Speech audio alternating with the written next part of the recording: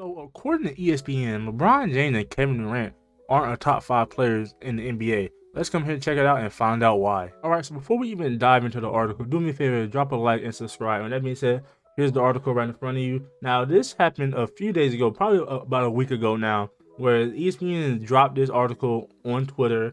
And a lot of people were confused. A lot of people were like, where's LeBron? Where's Kevin Durant? Now, I would say, in my opinion, I do believe Kevin Durant should be in the top 5, but that's not what I'm doing today. I'm not coming in here and placing LeBron James and Kevin Durant in the top 5. We're just coming in here and see who they have top 5 and why they have them in the top 5. You get what I'm saying? So yeah, Steph Curry. I'm not mad at Steph Curry picking number 5. I like it. Coming off a Finals MVP, coming off a NBA championship. I think he's going to continue to have his reign of dominance as the best point guard, or arguably the best point guard in the league. So I'm not mad at this. So he was ranked number 5 last year. So he didn't really move up, but it's what I gotta say. If a Finals MVP was the piece of hardware missing from Curry's argument as one of the all-time greats, that has now taken care of, as Steph led the Warriors to their 4th title in 6 years in a route to earn an elusive accolade. Sources told ESPN that heading into training camp, Curry is looking in shape and primed to pick up where he left off. Yeah, I don't see no slowing down from Stephen Curry.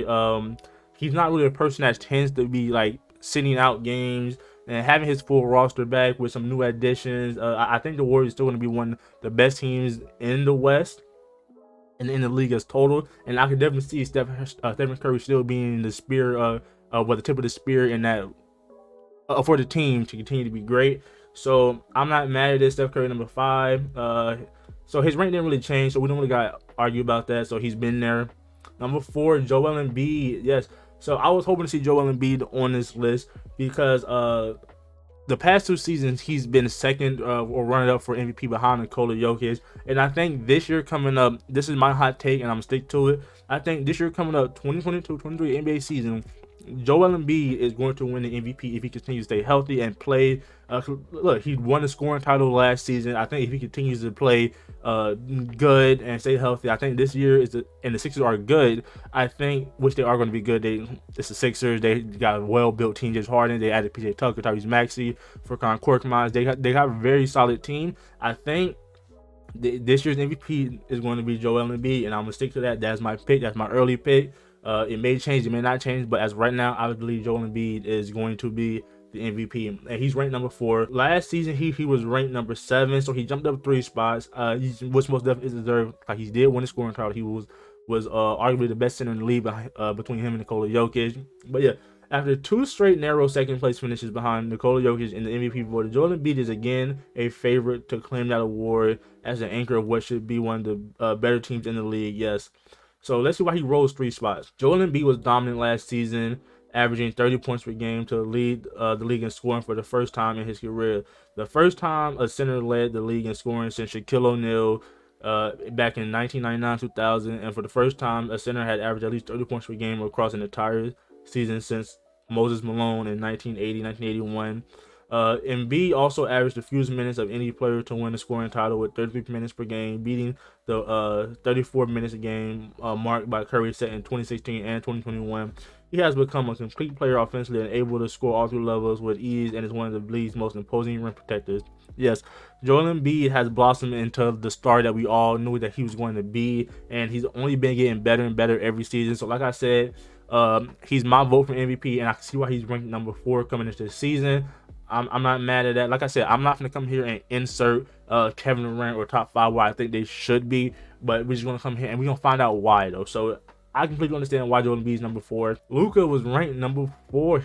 So they had Luka ranked as the 4th best player going into the last season, and he jumped up 3 spots. Okay, all right. Let's see why. After spending his offseason starring for the Slovenian national team, Doncic should report to training camp in the game shape for the first time in a few years when conditioning isn't a concern. Doncic is one of the most NBA dominant forces. So yeah, so there have been photos of Luka Doncic. Just a lot, actually, like a lot of people. Like we saw pictures of Zion Williamson coming into shape. Nikola Jokic has been in shape for the past year or 2, and their reports, photos came out of Luka Doncic being in shape. Like that was one of the concerns about Luka Doncic, is that he always had to play himself into game shape, and with his play style, Luka's, he's very ball dominant.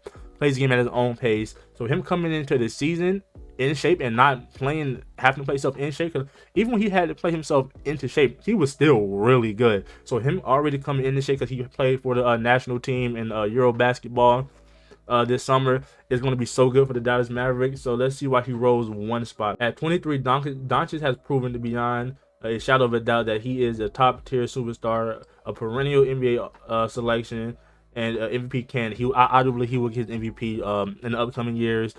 He cemented this statue last season when he was the lone All-Star on the Dallas team that went to the Western Conference Finals. Despite a calf strain that sidelined him for the first 3 games of the first round, Doncic led Dallas in points, rebounds, assists 10 times during the playoffs, the most ever in a single postseason according to. He is arguably the best offensive weapon in the NBA, a threat to win scoring and assist title, which I think he will one day, because like that's just how good Luka is. Like he's one of the best passers we've ever seen.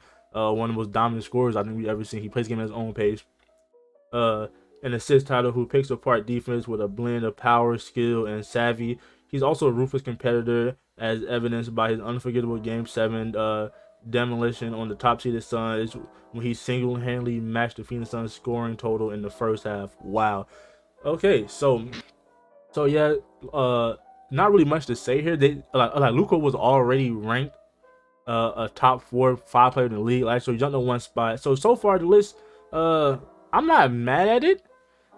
Like most people are, but like I said, like I'm not placing Kevin Durant or LeBron, but I would say at least one of them have to be the top 5. I'm not saying where, I'm not gonna place them, but yeah, shout out Luka Doncic. I think Luka's only gonna get better and better.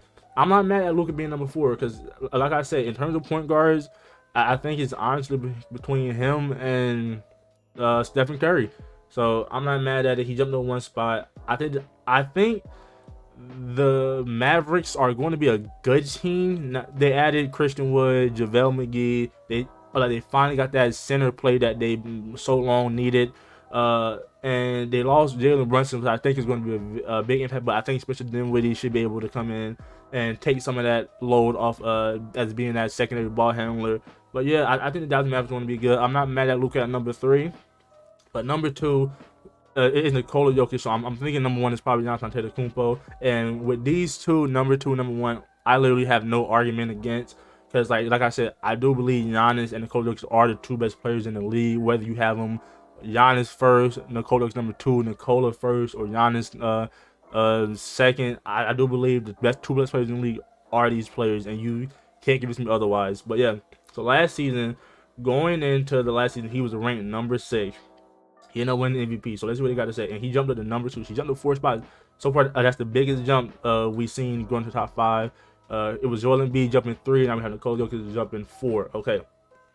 Despite Jokic averaging 31 points per game, 13 rebounds, and 5 assists, the Nuggets were no match for Golden State in the first round. But with Jamal Murray and Michael Porter Jr. expected back this season, Denver hopes to be back in contention, led by its 2 reigning MVPs. Yeah, so it's 2-time reigning MVP. I do believe the Nuggets are a sleeper team that could end up potentially being the best team in the West.